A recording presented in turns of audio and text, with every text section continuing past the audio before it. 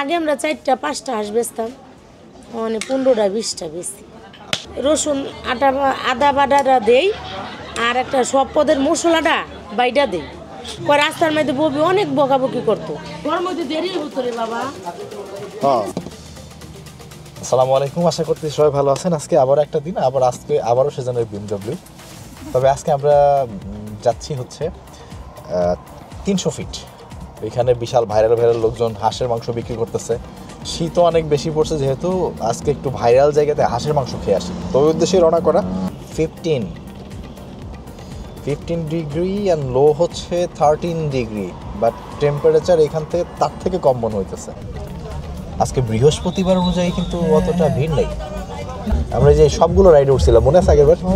এখানে তুমি যে নৌকায় উঠলা উপরে, ভাই আমি আর মনে করতে চাই না। ওটাতে উঠে মানে তো একদম সবার টপে গিয়ে বসছে, আমরা কিছু বলি নাই। এ বলতেছে যে না, টপে যায় বসে যাই, কেমন লাগে। এরপরে যে জাকিটা দিয়েছে, এর তো মনে করে যে পেটের খাবার মুখ দিয়ে বেরিয়ে যাবে, এরকম একটা অবস্থা। যে যারা অনেকদিন পর পর সেটা খুঁজেই পাবে না, যেমন আমরা পাইলাম না।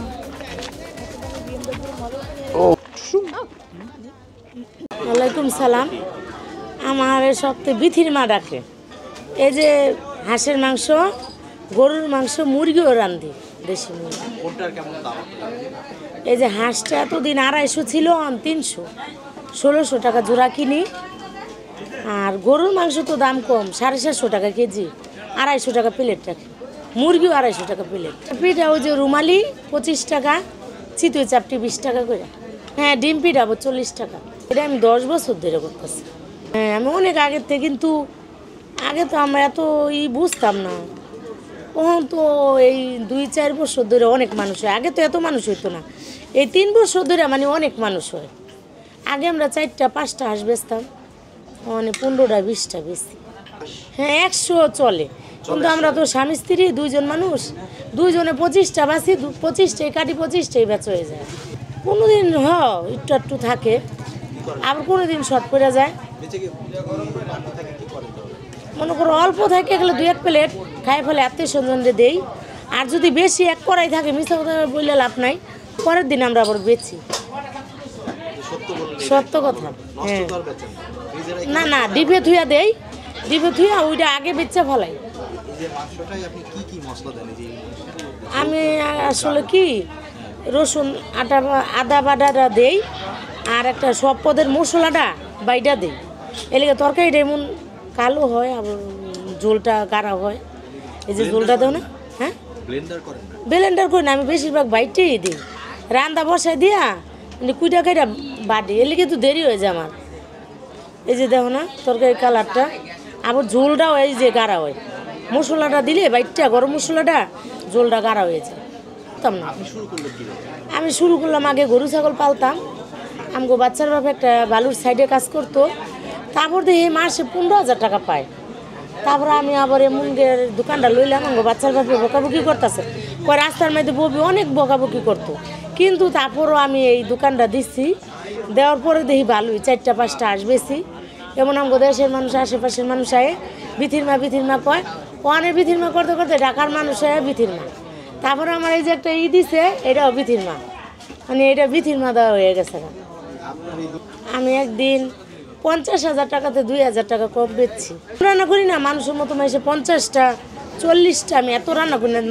মানে জামাইবো যে কটা বাঁচতে পারি, করতে পারি, এই কটাই রান্না করি। এই যে এমন একটা পিস দিমু, এটা দিমু, আর 3টা পিস দিই ভালো, আর 2টা মনে করো, একটা এই যে খাসার পিস, একটা পাকনা। এই যে হ্যাঁ, এমন মনে করো অর্ডার পড়ে যায় আমার মাঝে মধ্যে। দুপুরে ভাত খাই হাঁসের মাংস, তখন মনে করো হাঁসের মাংস খালি খায় না, সবজি রান্নার লাগে, ভর্তা বানার লাগে, গরু মুরগি খায়। এই যে যেমন এবারে আরও 2 দিন আগে সেদিন আমার অর্ডার দিছে, ভাত খাইছে 5 কেজি চাইলের, 20 জন মেসে খাইছে, 5টা হাঁস খাইছে, গরু খাইছে, সবজি রান্না দিচ্ছি খাইছে। 10,000 টাকা দিয়ে গেছে আমার, খুশি। আগেতে আমি দর্জি কাম করতাম, তারপরে গরু পালতাম। গরুই আমি বছরে 1 লাখ টাকার গরু বেচতাম, ছাগল বেচতাম, মুরগি বেচতাম, সবসময় আমি এমনি আসছিলাম। তারপর যখন দেখলাম মানুষ এমন দোকানপাট দিছে, গরু ছাগল তো অনেক কষ্ট, যে দেখি একটা দোকান দিয়া।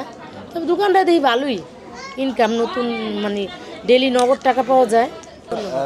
5-6 জন আসছি, তো আমরা হচ্ছে খুঁজতেছিলাম যে কোন দোকানে খাবো। আর আমরা নর্মালি সবসময় এই সাইডটাতেই আসি, তো ওই দোকানগুলো আমরা পাচ্ছিলাম না। পরে এখানে দেখলাম যে এই চাচি ওনার এই যে বিথির মা দোকান, তো ওনার সাথে কথা বললাম। তা আমি জনকে জিজ্ঞেস করলাম সব ব্যাপারে, তো উনি একদম মানে সরলভাবে বলে দিল যে না বাবা, বেশি যদি বেঁচে যায় আমি ডিপ ফ্রিজে রেখে দিই, পরে গরম করে ভালো থাকলে বেচি। তো আমার কাছে এই ধরনের মানুষ অনেক ভালো লাগে, যারা স্বীকার করে নেয় যে হ্যাঁ ঠিক আছে আমারটা এরকম না এরকম। তো আজকে চাচির এখানে খাবো, দেখি আপনাদের ভাইরাল দোকান টোকানের ওইগুলোই বেশি সুস্বাদু নাকি এই দোকানটার খাবার বেশি সুস্বাদু। লেবু পাতা দে, পাতা আর হচ্ছে লেবু পাতা।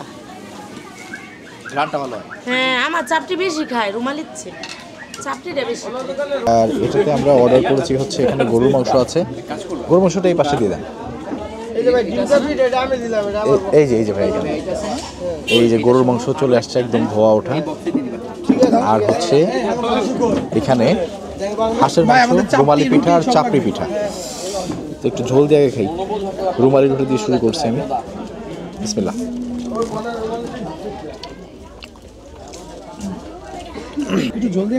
একটা ঝাঁঝালো মশলা, ঝাঁঝালো ভাব আছে, কিন্তু অনেক বেশি ঝাল না।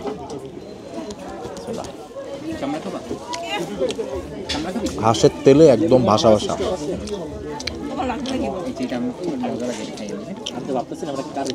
আর এই যে এটা হচ্ছে পাকনার লেগ পিস, এটা আসল লেগ পিস না, কিন্তু এটা হচ্ছে এই হাঁসের যে পাকনা থাকে ওই পাকনার সাইডের থেকে লেগ পিসটা বানায় আমরা। নর্মালি আমরা যেসব হাঁসগুলো খাই সেটা হয় কি, সেটা হচ্ছে পুকুরে খালে বিলে জন্ম হয়। আর সৌদির হাঁসগুলো কি হয়, মরুভূমিতে থাকে। এটা ওই একটা হাঁস এই কথা একটাও থাকবে না, রিলেটেড না। একটা থাকবে না।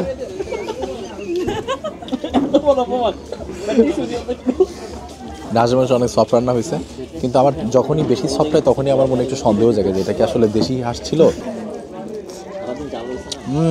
অনেকবার জ্বালাইতে চালাইতে বেশি নরম হয়ে গেছে। একদিক থেকে ভালো আছে, নরম হলে খাইতে সুবিধা হয়, নাহলে টানাটানি করতে গেলে বিরক্তই লাগে। এই যে ভালোই লাগছে, আমার কাছে খারাপ লাগে না। খাইতে দাও ওনারে, কেমন ব্লগার। ঝোলটাও সুন্দর ছিল, বেশি ঝাঁঝালো না আবার কম ঝাঁঝালো না। তুমি যেখানে ছোটা ঝোল বেশি মানে মাঝে মাঝে একটু বেশি বেশি ভালো আছে, মাংসটা অনেক সব।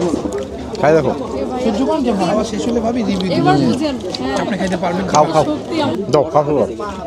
ও ওয়েট, এই ঝোল বেশি মজা, খাই দেখো। পনির কেমন? চাবাইলাম না, চাবাও চাবাও। চাবাই গিলবো তারপর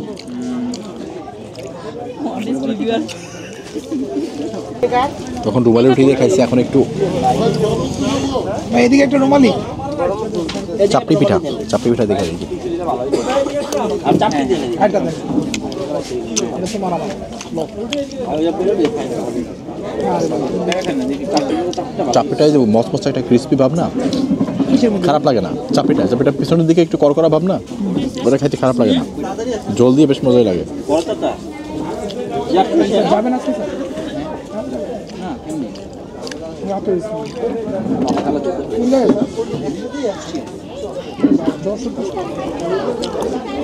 অনেকদিন পরে খাইতেছি, এই জন্য কিনা জানি না, তবে অন্যান্য যে দোকানগুলোতে আমি খাইছি এর আগে, এই খাবারটা আমার কাছে তার থেকে বেটার মনে হয়েছে। আমারও ঝোলের দিক থেকে, ঝোলের দিক থেকে বা মাংসের দিক থেকে ভালো। হ্যাঁ আমার কাছে মনে হচ্ছে যে ওনার রান্নাটা অন্যান্য লোকের থেকে বেশ টেস্টি। বিশাল বড় একটা চিতই পিঠা, আবার ডিমও আছে মনে হয় উপরে একটু।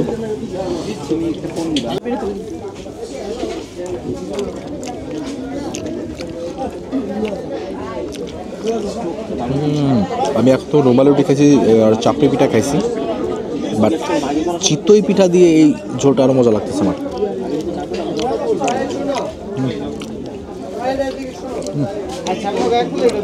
এইখানকার ঝোলের কম্বিনেশনে চিতইয়ের সাথে এটা best.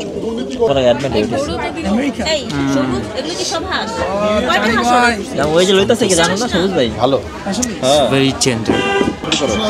I love the leg car piece. কোনটা ভাবির কই? রসুন Oh, নেন। sorry. প্লেটে সব রয়ে গেছে, এটাই তো মজা। আমার বউ বুঝতো না, এটাই তো মজা খাইতে। একটু তেল দিয়ে খাবে না, কিছু হইলে একটু তেলওয়ালা মাংস তো বেশি মজা।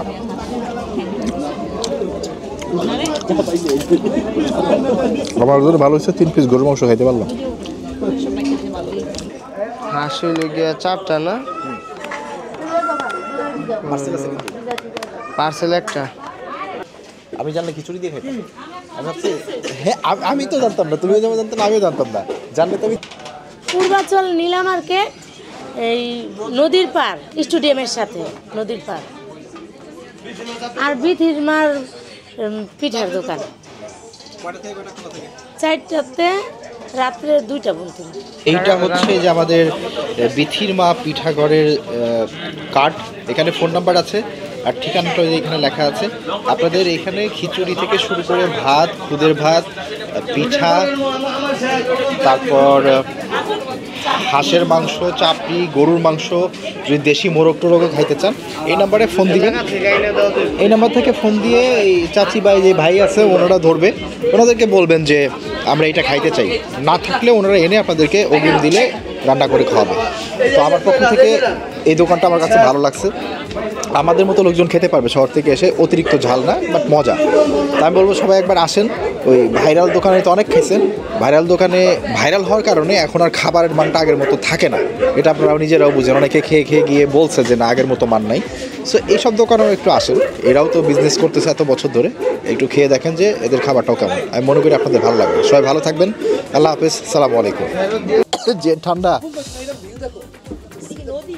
আরে ভিউ পরে, আগে এখন গরুর দুধে চা খাবো। চা না খেলে ভালো লাগতেছে না, পেটের ভিতরে একটু গরম গরম চা গেলে শরীরটা গরম হবে, তখন মনে হবে যে বেঁচে আছে। মানে ঠান্ডা ফিল করতে হলে 300 ফিট আসতে হবে। এটা হচ্ছে তোমার সুযোগের সদ্ব্যবহার, যেহেতু ভাই একটু আগুন জ্বালায় রাখছে তো একটু হাত ছেঁকতে তো সমস্যা নেই, তাই না ভাই? একটু হাতটা ঠান্ডা বেশি হয়ে গেছে বুঝছেন, হাতটা বাইরে না, হাতে বেশি ঠান্ডা লাগতেছে।